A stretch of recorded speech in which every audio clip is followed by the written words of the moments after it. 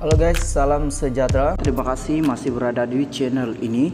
Bagi mereka yang baru bergabung di channel ini, silakan subscribe, like, comment, share supaya Anda tidak akan ketinggalan info-info yang saya akan sampaikan di channel ini.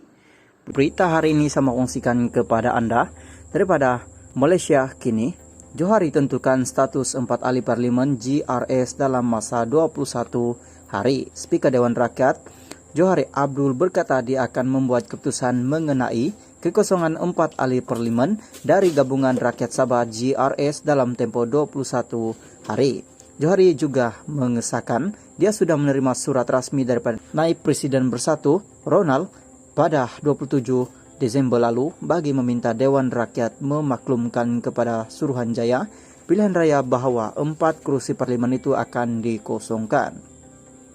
Di bawah perkara 49E3, Speaker akan memutuskan sama ada kursi ini akan dikosongkan atau tidak, katanya kepada Malaysia Kini ketika dihubungi.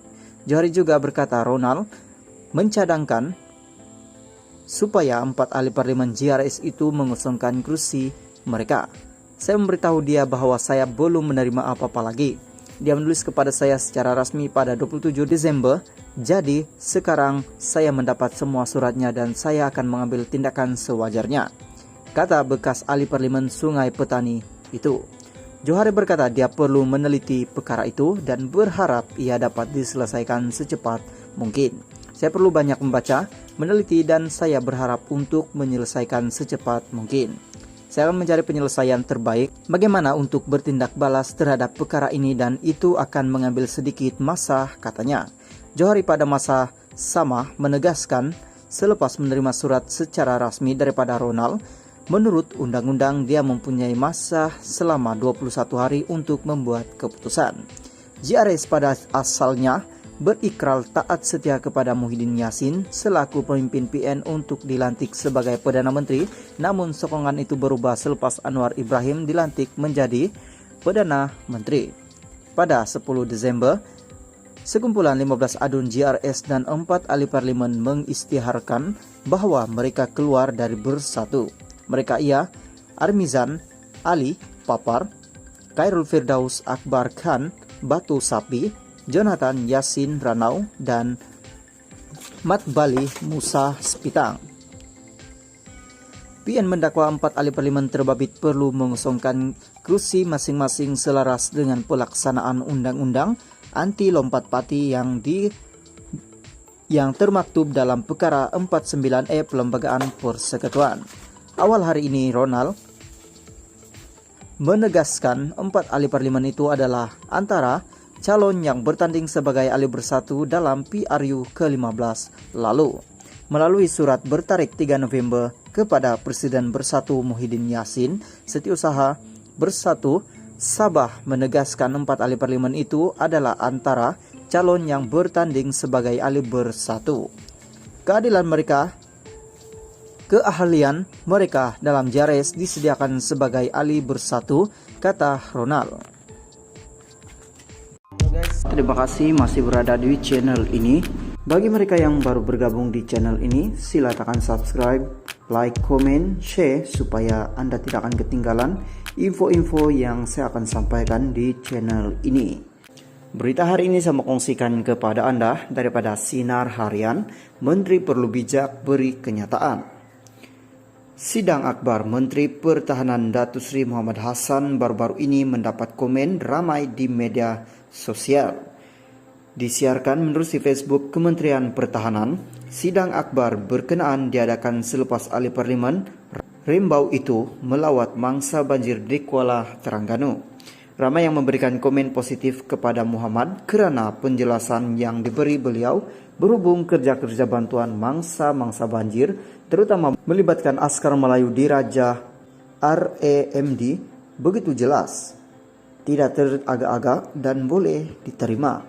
Setiap persoalan yang diajukan pemerintah dijawab tersusun seolah-olah jawapannya berada di hujung jari. Banyak perkara yang orang ramai tak tahu, misalnya tindakan RAMD sepenuhnya mengeluarkan aset-aset dari negeri lain untuk membantu bangsa banjir. Diceritakan dalam sidang akbar itu. Sebenarnya tidak semua menteri mempunyai kebolehan dalam memberi kenyataan kepada orang ramai. Adakala kementerian melakukan kerja dengan baik serta bersungguh-sungguh, tetapi menerima kecaman disebabkan kegagalan menteri yang mengetuai kementerian itu menyampaikan maklumat kepada orang lain. Ada pula yang dijadikan sebagai moral pihak tertentu untuk menambah. Perkara ini dialami sebahagian menteri kerajaan-kerajaan terdahulu. Ada menteri yang kuat bekerja tetapi disebabkan tidak pandai berkomunikasi dengan baik, beliau dilihat tidak perform selalunya melibatkan kementerian berkaitan ke penggunaan. Ada juga menteri pandai berkomunikasi tetapi terlalu gairah mengeluarkan kenyataan yang membuka ruang kepada pihak-pihak tertentu memanipulasi. Silap cakap, ia akan memberi image negatif kepada keseluruhan kerajaan. Untuk menutup balik kesilapan itu, biasanya media dipersalahkan kononnya salah lapor. Cara paling selamat ia dengan mengeluarkan kenyataan secara bertulis atau proses realisis, tetapi kelemahannya apa yang hendak diperkatakan menjadi terhad dan kemungkinan tidak sampai disebabkan tidak ada komunikasi dua hala. Dan baru-baru ini isu kepenggunaan menjadi perdebatan di media sosial.